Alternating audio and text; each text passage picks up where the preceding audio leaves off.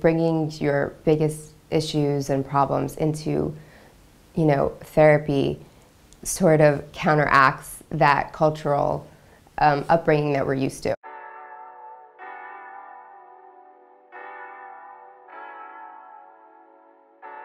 Hi, my name is Marwa Saadawi. I'm the child therapist at the Wellness Hub, and I'm also a jewelry designer. I got into child therapy because I was diagnosed with a learning disability, actually.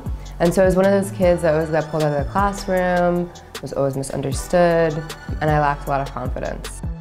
That kind of led me into learning about special education. The Wellness Hub started in 2016 by Nellie Clarar. Her whole goal was that she wanted to have a holistic approach that wasn't really existing in Egypt. We work with art therapists, drama therapy, we have play therapy, we have marriage and family counselors. I focus mainly on behavior. I use, cognitive behavioral therapy, which is simply kind of focusing on choice and responsibility. So it's about empowering the kid that you're working with and allowing them to sort of take responsibility and ownership of the choices they're making with their behaviors and how to actually change that. What's interesting is that when they come in here, they feel like, oh, is this just another teacher or is this another class? But when you start talking about things that you're not really talking about in school or even at home at times, or even with friends, they're really so curious because it's almost the first time that someone's asking them,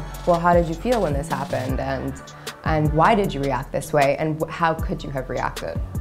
A fundamental thing that I think we ignore in society is honestly the simple task of listening. What I mean by that is really giving the full attention to the child when they're speaking, but also giving them the space and the patience to express themselves. Whenever you see a child maybe frustrated, even if they're in the kitchen or at home, you can say, I really noticed that you're being angry right now. That's okay, and that's okay to be angry. You're allowing the child to know that it's okay to be angry, it's okay to be sad. The more that they practice it, the more that they will independently do it on their own. In the Egyptian culture, at least, or in the Middle Eastern culture, when it comes to therapy, it's still quite taboo. And that really derives from the fact that we do like to, sort of push everything under the rug.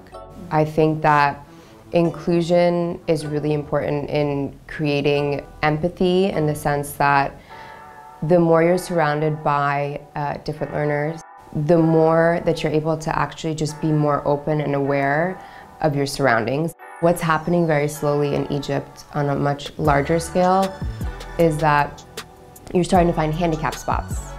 You're seeing wheelchair accessible elevators everywhere. In the schools, we don't have all of the tools yet to be able to bring full inclusion. That requires a lot of education. It requires a change in curriculum, change in layout of the school, but it also requires the educators that are understanding of special education and special needs.